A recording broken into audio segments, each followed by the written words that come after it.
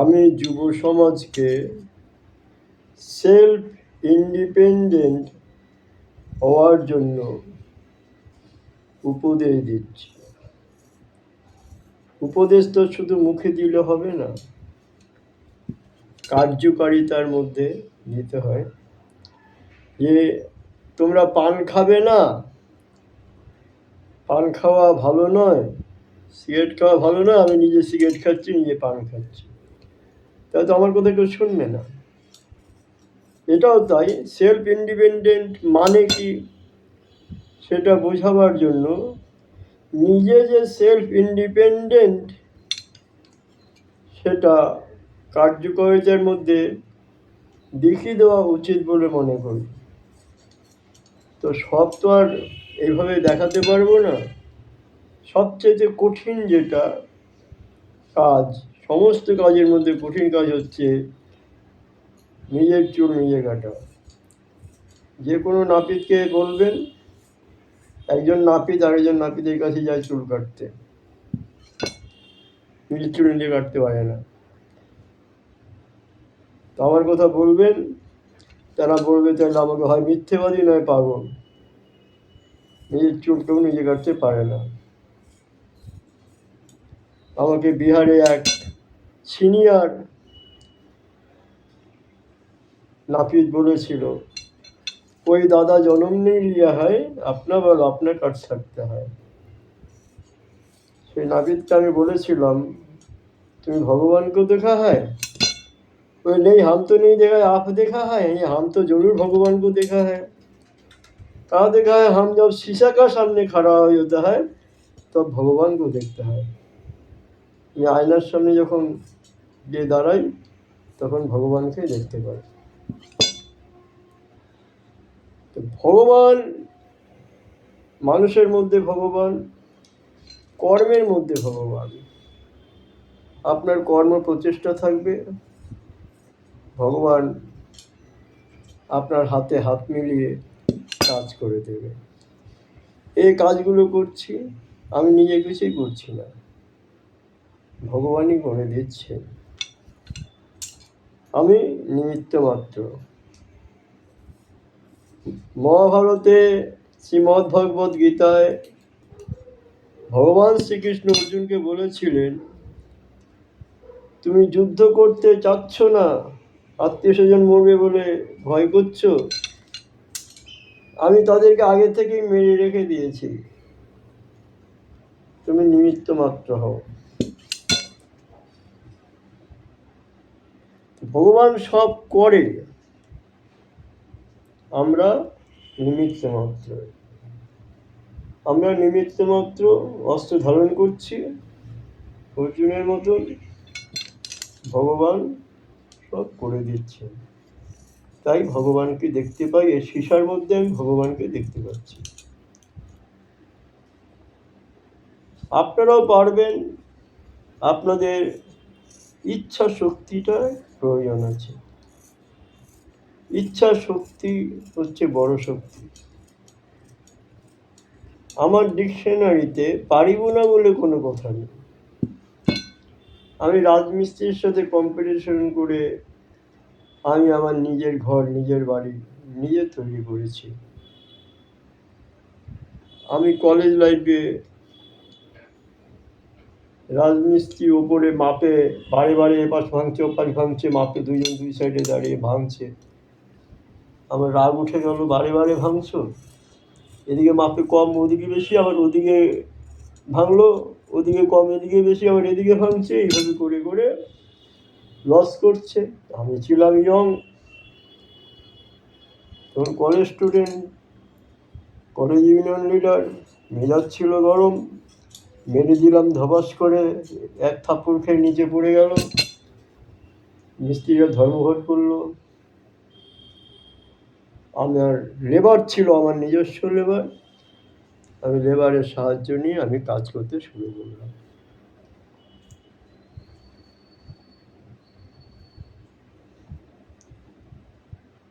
এরকমভাবে আমি রাজমিস্ত্রির কাজে অংশগ্রহণ করলাম। আরেকটা বাড়ি করেছি আমি, দুখানা একই মাপের শিশির মধ্যে একটা শিশিতে বালু আর একটা শিশি খালি ফুটো করে এরকমভাবে আমি ওলন তৈরি করলাম। একটা শিশি নিচে বালুতে, একটা শিশি ওপরে, ওলন বানায় যে ওরা, ওদের ওলন আমি দুটো শিশি দিয়ে তৈরি করে ইটে মাপ দিয়ে ইট গাঁথছিলাম। পাড়ার লোক দাঁড়িয়ে থেকে দেখতো আপনার ওলন দেখছে। মানুষের ইচ্ছা শক্তি থাকলে অটোমেটিক ব্রেনের আইকিউ জাগরিত হবে। আপনারা দেখবেন, চেষ্টা করবেন, যুব সমাজকে বলছি, অনেকে নিজের দাড়ি কাটতে ভয় পায়, যদি কেটে যাবে, চামড়া কেটে যাবে, মেয়েরা দেখলে কি বলবে, নিজে নিজে দাড়ি কাটছো, চামড়া কেটে গেছে, কি বোন? মেয়েরা যা খুশি বলুক, নিজস্বতা, স্বয়ংক্রিয়তা, সেলফ ইন্ডিপেন্ডেন্স, এই শব্দগুলি খুব গুরুত্বপূর্ণ, পাওয়ারফুল, গ্র্যাভিটিমূলক শব্দ। গ্র্যাভিটিমূলক শব্দ। নিজের কাজ নিজে করবো, নিজের পায়খানা নিজে পরিষ্কার করবো, নিজের দাড়ি নিজে কাটবো, নিজের চুল নিজে কাটবো, আমি আমার নিজের ড্রেস নিজে বানাই, সাফারি শুটকোট নিজে বানিয়েছি, আমার কোনো গুরু নেই। টেলাররা কাজ করছে, চোখের ইশারায় দেখতাম ওরা কীভাবে দাগ দেয়, কীভাবে কাটে, আমি তাই দেখে দেখে আইডিয়া করে নিজে নিজে বাড়িতে জামা প্যান্ট কাটতাম, কেটে বানিয়েছি আমি। এতদিন পর্যন্ত নিজের তৈরি করা জামা প্যান্ট নিজে পরছি। এখন বৃদ্ধ বয়সে দরকার পড়লে রেডিমেড কিনতে হয়, এই আর কি। কিন্তু এখনও আমার সেই পুরনো জামা কাপড়গুলো আছে। এক একটা জামা কাপড় 30 বছর 35 বছর হয়ে গেছে, আমি এখনও ব্যবহার করছি। সাফারি কোট, প্যান্ট এখনও ব্যবহার করছি, 30-35 বছর হয়ে গেছে, নষ্ট হয়নি। কেন হয়নি? আমি নিজে তদারকি করি, নিজে ধোয়া করি, নিজে হাতে ধুই, অপরকে ধুতে দেয়, নিজে জামা কাপড় নিজে ধোয়া, নিজে রান্না নিজে করে খাওয়া, এভরিথিং আমি নিজে করি, নো এনি হেল্পার। বর্তমানে আমি অসুস্থ, দুটো কিডনি আমার ড্যামেজ, আমি কোনো মুন্না ভাই MBBS ডাক্তারদের কাছে যাইনি দেখাতে আমার কিডনি। কেন? গেলে তারা শুধু পরীক্ষা নিরীক্ষা, ইতিহাস পরীক্ষা, ভূগোল পরীক্ষা, জিওগ্রাফি পরীক্ষা, অঙ্ক পরীক্ষা এসবই করবে, পরিষ্কার করে টাকা ধ্বংস করবে, এক্সরে করবে, জেরক্স করবে, এইসব করবে, কিন্তু রোগ সারাতে পারবে না, কিডনিটাকে ভালো করতে পারবে না। তাহলে ওদের কাছে যাবো কেন? ওরা শুধু পয়সা ধ্বংস করে বাড়িতে আরও খারাপ করে দেবে আমাকে। আমারই এক বন্ধু আজিগর হসপিটালের ডাক্তারের বাবা, তাকে ওরা আমারই এই কেসে, কিডনির কেসে 1.5 বছর ট্রিটমেন্ট করে মেরে ফেললো। 1.5 বছর ট্রিটমেন্ট করে আরও খারাপ অবস্থা করে মেরে ফেললো। সেটা জেনে কি আমি তাদের কাছে যাব? নিশ্চয়ই যাব না, যাওয়া উচিত না। আমার নিজের চিকিৎসা নিজে করছি, নিজের ড্রেস নিজে বানাই, নিজের চুল নিজে কাটি, নিজের রান্না নিজে করে খাই। মহিলারা যে রান্না করবে তার চেয়ে মোটামুটি ভালো রান্নাই করি আমি, খারাপ না। তো যুব সমাজকে বলবো, তোমরা সেলফ ইন্ডিপেন্ডেন্ট হও, চাকরি করো, বাকরি করো, পয়সা কামাই করো, যাই করো, কিন্তু সেলফ ইন্ডিপেন্ডেন্ট মনে একটা আনন্দ যোগায়, গ্র্যাভিটি যোগায়, যে এমন একটি সময় যদি আসে সমাজে নাপিত, ধোপা, মুচি, মেথর কাউকেই পাওয়া যাবে না, তথাপি আমি জিন্দাবাদ, আমার কোনো প্রবলেম হবে না, চুল দাড়ি কাটা, জামা প্যান্ট বানাবার, রান্না করার কোনো লোক লাগবে না। এখন এই যে কথা বলছি আমি, আমার দুটো কিডনি ড্যামেজ, আমি মৃত্যুশয্যায় থেকে উঠে কথা বলছি। এখন সেই মৃত্যুশয্যায় আছি, অ্যানিমিয়ার রোগী, ব্লাডের ইঞ্জেকশন নিচ্ছি। হসপিটালে গেলে যে 4 বোতল ব্লাড দেবে, আমি ব্লাডের ইঞ্জেকশন তৈরি করেছি। ব্লাডের ইঞ্জেকশন তৈরি করে আমি সেই ইঞ্জেকশন নিয়ে বেঁচে আছি। সেই ইঞ্জেকশনে ব্লাড তৈরি হয়। অ্যানিমিয়া, হিমোগ্লোবিন নেমে গেছে 2-3-এ। সেই অবস্থায় আমি ইঞ্জেকশন নিয়ে বেঁচে আছি, চলছি, হাঁটাচলা করছি ব্লাডের ইঞ্জেকশন নিয়ে। কিডনি রোগগ্রস্ত, কিডনি থেকে অ্যানিমিয়া হয়েছে, আমি সেই পজিশনে এখন আছি। তো আমার নিজের ট্রিটমেন্ট নিজে করছি, নিজের পুজো নিজে করছি, নিজে চণ্ডীপাঠ করছি, নিজে গান লিখছি, নিজের গান নিজে করছি, শ্যামাসঙ্গীত গাইছি, নিজের তৈরি করা গান নিজে গাইছি। আমি গান জানি না, সুর জানি না, নিজের গানে নিজে সুর দিয়ে গাইছি। কেমন লাগছে? আমার কাছে যেমন লাগছে তেমন ভালো। কার কাছে কেমন লাগছে জানি না। আমি লিখেছি আমার গান, শ্যামাসঙ্গীত, আমার কাছে ভালো লাগছে, অন্তর দিয়ে গাইছি। সুর আমার, লেখা আমার, গান আমার। চণ্ডীপাঠ আমি ফার্স্ট ক্লাস চণ্ডীপাঠে। 16 বছর বয়সে অল ইন্ডিয়া চণ্ডীপাঠ কম্পিটিশনে দিল্লি লাজপতনগর ভারত সেবাশ্রমে আমি চণ্ডীপাঠে প্রথম পুরস্কার পেয়েছিলাম। চণ্ডীপাঠে ফার্স্ট ক্লাস। জুতো সেলাই থেকে চণ্ডীপাঠ সব আমার নিজস্ব, সব করার ক্ষমতা আমার আছে। ঈশ্বর আমাকে দিয়েছে। কী করে দিয়েছে? আমার ইচ্ছা শক্তি ছিল। তাই এই যুব সমাজকে বলছি, আপনারা নিজেদের ইচ্ছা শক্তি তৈরি করুন, নিজের কাজ নিজে করুন, সেলফ ইন্ডিপেন্ডেন্ট হন। সমাজে কখনো কোনো সমস্যা আপনাদের আসবে না। জিনিসপত্রের দাম বৃদ্ধি, দ্রব্যমূল্য বৃদ্ধি, সব কিছুর মধ্যে আপনি নিজেকে সামঞ্জস্যতার মধ্যে রাখতে পারবেন। আপনি যত পয়সাই কামাই করুন, নিজের কাজ নিজে করে যদি 2 পয়সা আপনি বাঁচিয়ে নেন, তো লস নেই। আপনারই থাকবে, আপনার ছেলেপেলের থাকবে, ভবিষ্যতে কাজে লাগবে। দরকার পড়লে আপনার বেশি হয়ে গেলে আপনি ভিখিরিকে দান করবেন, দরিদ্র সেবাই দেবেন। আমি যত সামান্য পারি দরিদ্র সেবায় দিই, যত সামান্য পারি পশু পক্ষীকে খাওয়াই, যতটুকু ক্ষমতা আমার, অধিক ক্ষমতা নেই। আমি ইনকামেও আমি সেলফ ইন্ডিপেন্ডেন্ট। সরকারের কাছে যাইনি, আমি হাই কোয়ালিফাইড। আমি স্কুল সার্ভিস, কলেজ সার্ভিসের স্টুডেন্টদের পড়াই, সংস্কৃত পড়াই।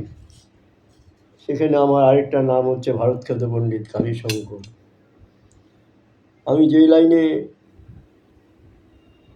চ্যালেঞ্জ করতে পারবো না, সেই লাইনে আমি যাব না।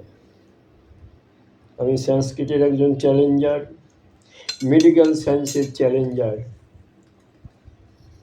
আমার প্যাডে লেখা আছে চ্যালেঞ্জার ওয়ার্ল্ড মেডিকেল সায়েন্স। আমি যে রোগগুলো সারাতে পারি, ওয়ার্ল্ড মেডিকেল সায়েন্স সেই রোগ সারাতে পারবে না। That is my challenge. World medical science পারবে না। যেমন একটা ছোট্ট কেস, কিলয়েড বলে একটা রোগ আছে। জিজ্ঞেস করবেন তো ডাক্তারবাবুরা নাম শুনেছে নাকি? কিলয়েড অপারেশন করলো কোনো একজন চিকিৎসক তার অভিজ্ঞতার বাইরে, কিন্তু অপারেশন করার পর সে ঘা সারাতে পারছে না। 8 মাস 1 বছর হয়ে গেছে। সেই ঘা আমি 7 দিনে সারিয়ে দিয়েছি এবং দেব। এখনই দেখুন হসপিটালে ফেলে রেখেছে আগুনে পোড়া রোগী 6 মাস ধরে। কী করছে? ব্যান্ডেজ করছে, ব্যান্ডেজ পাল্টাচ্ছে, ওষুধ লাগাচ্ছে। 6 মাস ধরে ফেলে রেখেছে পোড়া রোগী। আমার কাছে দিন, আমি 15 দিন, ম্যাক্সিমাম 15 দিন থেকে 1 মাসের মধ্যে দাঁড় করিয়ে দেবো।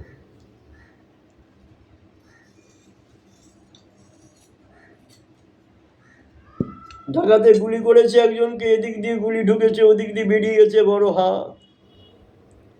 হসপিটালে রেখেছে 6 মাস, সেই ঘাটা সারাতে পারেনি, মাংস পূরণ করতে পারেনি। আমার কাছে দেবেন, আমি 7 দিনে সেই মাংস অ্যাজ ইট ইজ করে দেবো, পূরণ করে দেবো। আমার নিজের তৈরি করা মেডিসিন। আমি চ্যালেঞ্জার ওয়ার্ল্ড মেডিকেল সায়েন্স। আমি কমপ্লিটলি সেলফ ডিপেন্ডেন্ট। মূল কথা হচ্ছে আমি কমপ্লিটলি সেলফ ডিপেন্ডেন্ট। তাই সবচেয়ে কঠিন কাজ যেটা, মানুষের চিকিৎসা আর নিজের চুল নিজে কাটা, সবচেয়ে কঠিন যে কাজ, সেই কাজ আমি করছি। পেছনের চুলটা কাটছি আমি। পেছনের চুল কাটা অত সস্তা নয়। পেছনের চুলটা কাটছি কি করে দেখতে পাচ্ছি না, হাতের মাপে কাটছি আমি। আগে 3 দিকে 3টে আয়না ফিট করে নিয়ে আমি কাটতাম, এখন দেখুন না, একটা আয়না ফিট করে নিয়েছি। এই দেখছেন সাইডে আছে একখানা আয়না, আয়না ফিট করে আমি কাজ করছি। পেছনে আমি কিছু দেখতে পাচ্ছি না, পেছনে দেখা যাচ্ছে না, আমি হাতের মাপে কেটে নিচ্ছি পেছন দিকটা।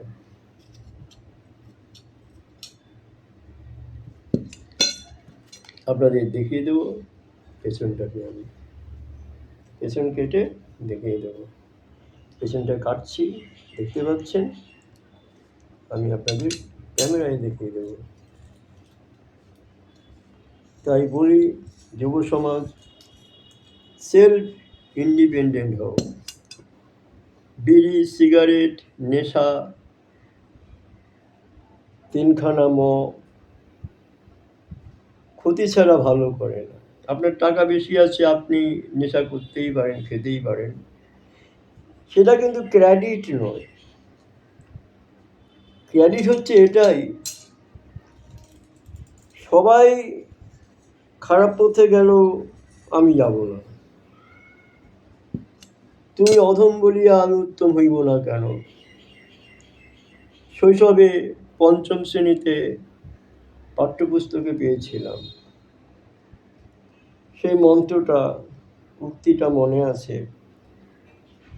লেখক বলেছিলেন সাগর সঙ্গমে নবকুমার নামক একটি গল্পে, তুমি অধম তাই বলি আমি উত্তম হইব না কেন।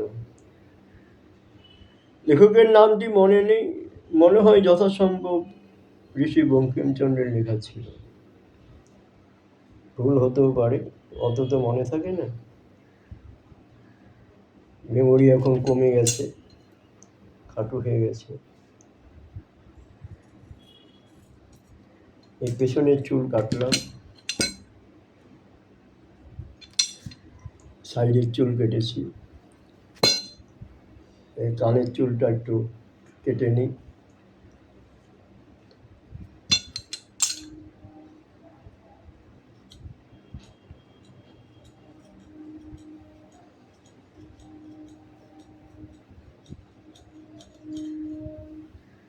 কানের চুলটা কাটলাম।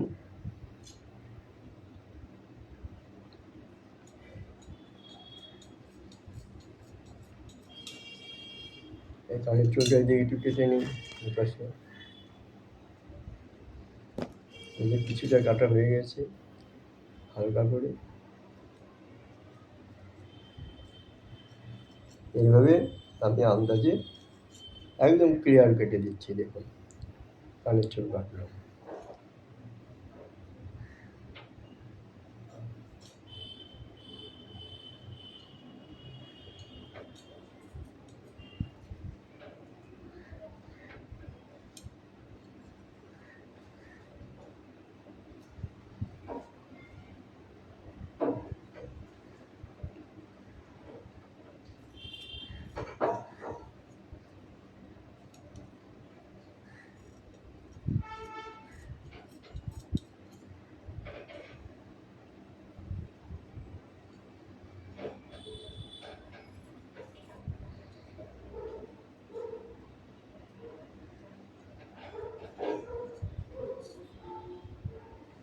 এবার দু আঙুলে ধরছি পেছনের চুলটা, এবার 2 আঙুল দিয়ে ধরে কেটে দিচ্ছি।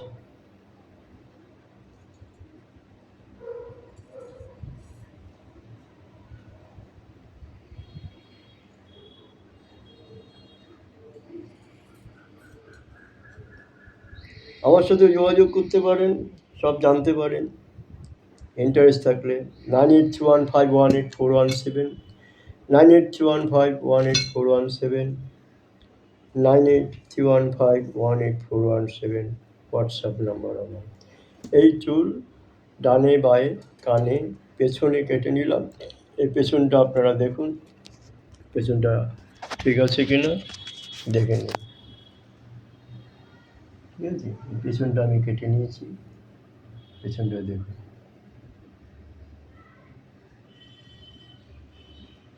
লাইটটা কম হয়ে যাচ্ছে নাকি?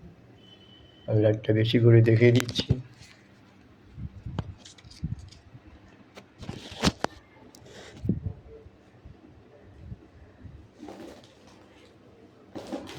লাইটটা দিয়ে দিচ্ছি বেশি করে।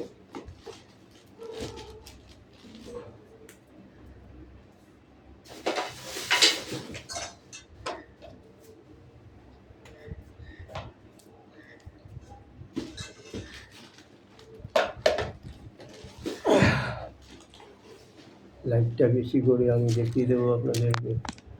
লাইটটা দেখুন, আলোতে দেখুন, সবই আমার হাতে তৈরি লাইটিং, ক্যামেরা সিস্টেম। দেখে নিন পেছন দিকটা চুলে আমি কেটেছি, আপনাদের সামনে না দেখি, একা একা না দেখে কেটেছি পেছন দিকটা। ভালো করে দেখে নিন ঠিক আছে কিনা। আপনারাও পারবেন যদি ইচ্ছা শক্তি আপনাদের থাকে। Thank you very much. এমন কোনো কাজ নেই আমি পারবো না, পারিব না বলে কোনো যে আমার কাছে নেই।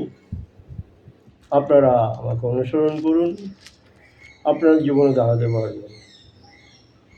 নিজের ইনকাম নিজে করেছি ছোটোবেলা থেকে, আমি কোনো সরকারের দ্বারে হাত পাততে যাইনি। আমার হাইলি কোয়ালিফিকেশন আছে। আমি কয়েকটা ইউনিভার্সিটিতে পড়িয়েছি, আমাকে ডেকে নিয়ে তারা ক্লাস করিয়েছে। কলকাতায় রাইস মাইস হালদার সব ইনস্টিটিউটে আমাকে ডেকে নিয়ে ক্লাস করিয়েছে।